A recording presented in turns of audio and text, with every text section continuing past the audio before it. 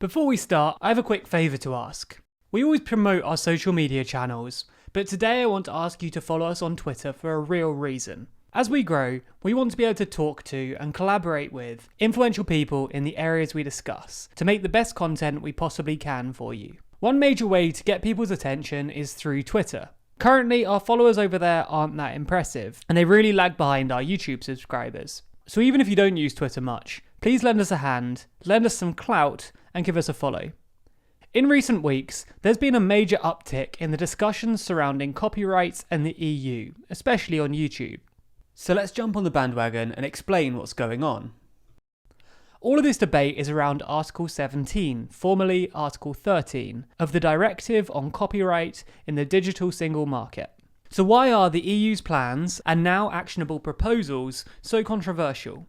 The main point of controversy lies in Article 13 and the changes it enacts. Prior to the passing of the directive, which still needs to be implemented by each individual member state, platforms such as YouTube would, under the Electronic Commerce Directive, not be jointly liable for the content uploaded on their site so long as the platform does not initiate the transmission, does not select the receiver of the transmission, and does not select or modify the information encoded in the transmission. So that's not a simple concept, so let's break that down. As things stand, when you watch a TLDR video, we are more or less solely liable for the content we put up, especially in terms of copyright infringement.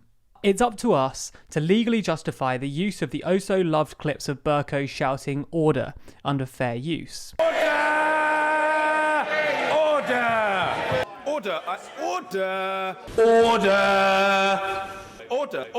If we want to upload the footage, the onus is on us to show that we have the rights to use the footage. YouTube isn't really liable for the video we upload, as they aren't the ones who created the content. This is a complex area though, and up until now, there haven't been any firm laws in place to show who's at fault and whose job it is to ensure that all the content is being used legitimately.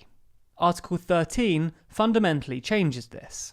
It places greater burden and greater liability on the platform itself, with the article stating that online content sharing service providers shall be liable for unauthorized acts of communication to the public, including making available to the public copyrighted protected works and other subject matter, unless the service providers demonstrate that they have made best efforts to obtain authorization, made best efforts to ensure the unavailability of specific works, for which the right holders have provided the service providers with the relevant and necessary information, and in any event acted expeditiously upon receiving a sufficiently substantiated notice from the rights holders to disable access to or to remove from their websites the notified works, and made best efforts to prevent their future uploads.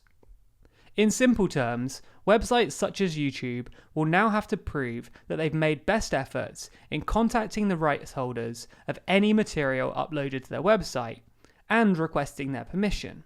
If for whatever reason they're not able to get authorization or a license to host the content, then the website must have made best efforts to ensure that any content uploaded doesn't match copyrighted content that the rights holders have already notified the website is protected, and ensure the unavailability of this copyrighted content. Essentially, if they haven't got a license, any copyrighted content must be taken down. Finally, if it comes to it, websites must have acted expeditiously after being notified by the rights holder of an infringement, taking down the content and then preventing its future re-upload. While larger websites might already have systems in place, such as YouTube's Copyright ID, which is able to detect the use of copyrighted content, some are concerned the impact that this will have on smaller websites, which have not and cannot invest millions upon millions into automated systems in order to comply with this regulation. Systems which aren't foolproof by any measure. Some smaller sites will be able to get exemptions.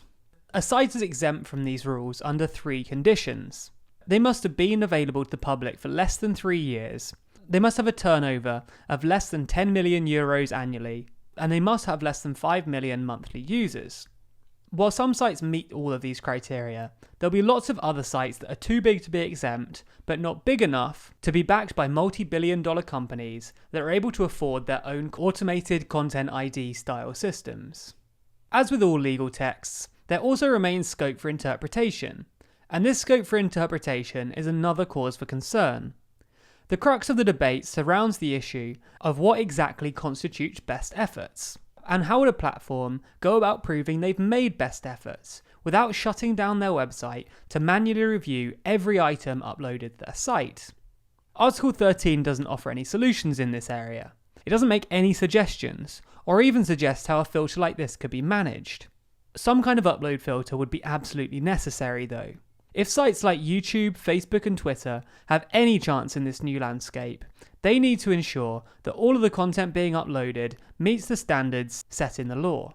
So much content is being uploaded every second, 5 hours of video every second in YouTube's case, they can't possibly manually filter all of the videos that are being uploaded, and therefore they have to rely on expensive and oftentimes flawed automatic filters that we mentioned earlier.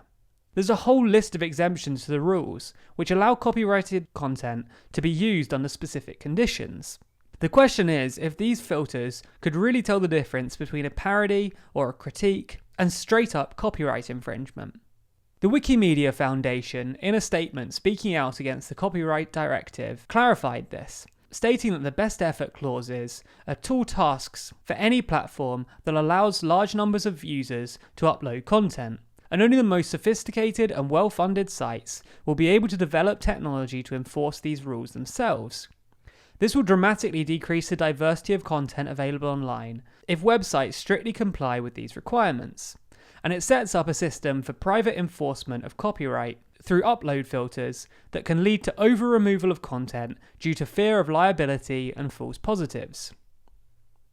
With the Electronic Frontier Foundation going further, saying that automated copyright filters will subject all communications of every European to interception and arbitrary censorship if a black box algorithm decides their text, pictures, sounds or videos are a match for a known copyrighted work. They are a gift to fraudsters and criminals, to say nothing of censors, both government and private. That being said, Article 13 has been through several iterations, in which some of the preliminary concerns have now been addressed. At one point, Article 13 was seen as a meme ban, banning the use of copyrighted content for parody and comedy in stills and GIFs. In the final text, now approved by the European Council, provisions have been made exempting them. Users should be allowed to upload and make available content generated by users for the specific purposes of quotation, criticism, review, caricature, parody, or pastiche. And whilst Article 13 has been met by dismay by many large tech giants, it's been seen as a positive step for rights holders themselves, with the Independent Music Companies Association saying that by adopting this landmark test, the EU has proved itself a leader in terms of delivering a fair and open sustainable internet. This text clarifies the position of platforms building on European case law. It's a first of its kind and sets an example for other countries across the globe. Some rights holders and content creators are clearly big fans, because the whole point of Article 13 is to make platforms pay rights holders more fairly. The premise the bill is based on is that big platforms are making a lot of money hosting other people's content, but not giving enough of that back to the people who created it, whether that be the corporate rights holders or independent creators. Article 13 tries to make platforms accountable and get that revenue to the people who own the content it's earned from. The UK Council of Music Makers also support the move, saying that while the current text could be improved and still includes some problematic provisions, it's a compromise. Without this directive, creators will be entirely deprived of any means to get fair remuneration in the online environment.